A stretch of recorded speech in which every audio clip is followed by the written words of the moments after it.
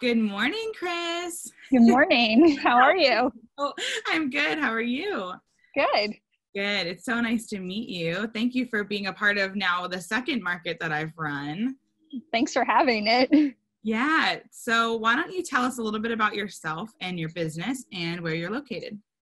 So I'm in New Jersey.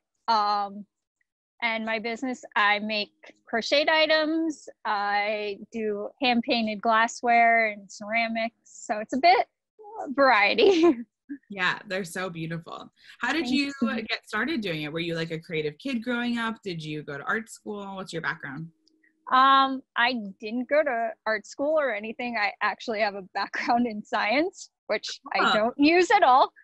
But I've always, I taught myself how to crochet and I always liked to do that. And then after college, I got really sick and I couldn't work for a while. So I started making things for everyone. And I came across Etsy at the time. So I was like, oh, well, maybe this is something I can get going and at least have that. So I kind of did, but I didn't take it very seriously then. And then I was able to get back to work. And then shortly after, I was laid off because they eliminated my job. And I was like, okay, I need to start taking this seriously so that no matter what happens, I have something. Yeah. And I can always keep that going. Like if a job comes and goes, I move, whatever, my business is still there. And hits, I know that's been so helpful. The past few months I've been, I haven't had work for 3 months, but my business is still going. So yeah, that's awesome. Oh, that's so cool. So what is your favorite part about owning your own business or just, running your hustle here or even your favorite product? Like what's your favorite thing you make? All those questions. Well, my favorite, it's hard to, as a artist crafter, my favorite part is obviously making things, and but business wise, is, like I said before, always having something that I can keep going. Like a job comes and goes, but I always have this hustle and I'm in charge of it. So even, pandemic hit, I adjusted. I normally do festivals at this time of year, but now I'm pushing online and designing a lot of things that I normally wouldn't have time for. Right. So probably my favorite thing that I make is my paw coasters. They're a paw print. That's probably my favorite because it's the first thing that I created a pattern for. Oh, cool. So I designed the pattern and everything. It was the first pattern that I made. So it's kind of always been my baby. Yeah. Oh, I love that. They're so cute. I love them. They're so perfect for gifts for like anyone who has paw creature. Yeah. And it's kind of always my fault back thing. No matter how bad a festival is, I always seem to sell at least one paw coaster. That's so funny. I love that. Tried and true. I love it. Yes. So what's some advice you'd give to someone who is looking to be creative or looking to have an outlet or run their own business?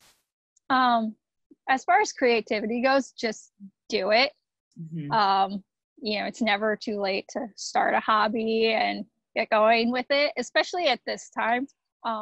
It's great to have something to do, when nothing else is going on or you can't go see friends or whatever. You can, sit down and crochet or paint or doodle or whatever and make something. Yeah. For business, my advice is do your research. That is something I didn't do when I first got started. And once I started actually doing that, it helped a lot with my business. And that's something I hate doing too.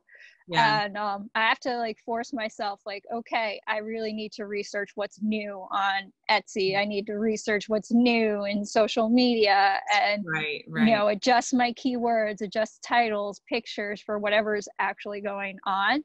Yeah. And that's something I don't do nearly often enough. And anytime someone asks me about Etsy, I'm always like, do your research before you get started. It's not simple posting and letting things happen. You have to research. It's true. Yeah. And Etsy especially is such a hot button topic, I feel like, in between all the makers these days, because it's such an inundated platform and there's just eons of people on there, and it's so hard to kind of get ahead in their game of things now, which is such a bummer. But I think if you build up your it's okay. I feel like if you like build up your audience and on your other platforms, and having your Etsy is just like your hub of like, you know, where people can go buy your stuff, then it's more like usable than just being thrown into the sea of Etsy world and then hoping you get found, you know? Yeah. And when I started on Etsy, like no one really heard of it. I've been on Etsy for 5 years now. Yeah. So it was like small then, it was just makers. And I think when I started, you could start embellishing items that were already made. And now there's a lot of that. There's a lot of supplies and things that aren't necessarily handmade.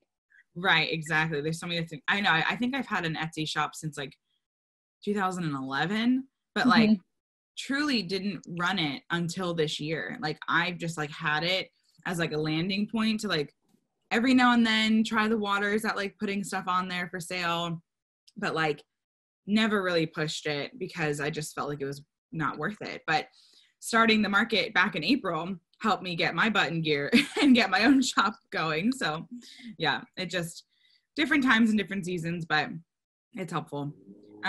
So we were talking off camera a little bit, but tell us how you've pivoted during the pandemic and everything. What's life been like for you, and how has your business been, you know, because of everything? Well, I don't have work, so I can put a lot of time into my business, which is great. But oh boy, our landscapers are here, so okay. So that's been something. Sorry. Okay.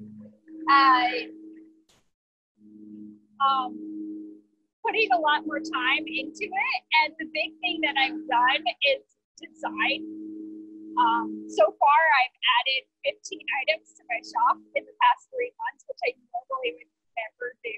Yeah. And I have a few more. I'm gonna add one today. That's awesome. So that's a big thing. I'm missing out on festivals. With my job, this is like the big time of year that I can do festivals, because this is the only time of year I don't work weekends. So gotcha. I'm missing out on that. Yeah. So I've really put in online and, like I said, making new items and getting them out there. Right. That's great. Yeah, I know. However we can help get everyone still active right now is really important, I think, because yeah, it is such a make or break time for people and their hustles and stuff. Yeah. So, I mean, people can always support you by buying your stuff. Is there any other way people can support you right now? I would say sharing. Sharing's a big thing. If I post something, share it to your page so that other people see it. And the other thing I really like is custom work, because it gets me thinking things I don't normally think about. Like, I just recently added a nurse's wine glass to my shop. And that came because someone wanted to get a bunch of personalized nurses ones and stuff to give as gifts. So I was like, okay, I started creating it, and then I was like, I need to add this to my shop. So I really like doing custom work like that.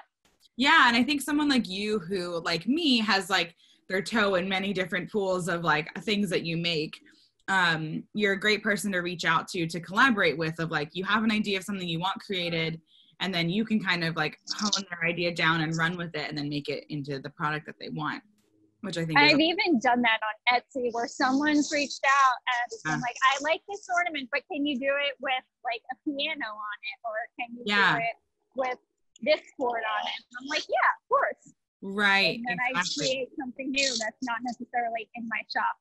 Yeah. I love stuff like that. And I think that, people always need to be reminded that if you don't see exactly what you like, just reach out to the vendor or the artist and the maker and ask them if they can make it happen for you. And, expect to pay maybe a slight bit more just because it's a custom piece. But I think that I find it exciting to work with people and to kind of get their ideas out into the world and onto things that they want. It's super exciting. Yeah, that's my favorite. Even if I get like bizarre color requests and stuff, I like doing it because I'm like, I would never make it in this color. So this is kind of cool to make something like that. I know. Isn't it funny, like getting jobs that you're like, wow, I get asked all the time to do jobs that like I've never said I could do, but people just like know I'm a creative person. So they're like, oh, she'll be able to figure it out. Let me just ask her. So, like a friend of mine recently asked me to design some stationery for him. And I was like, never done that. Okay, I'm figuring out how to design stationery now. How are we going to do this? You know, and it was like, I find those exciting most of the time. And when I have the time to sit and think about it and process the order, because it's like, it just adds another tool to your tool belt, and like what else you can offer people, I think is really exciting. Mm-hmm. Do you have any products that like you're hoping to try more of, or, you know, new ideas? You mentioned the nurse mug. Do you have other ideas that you're working on?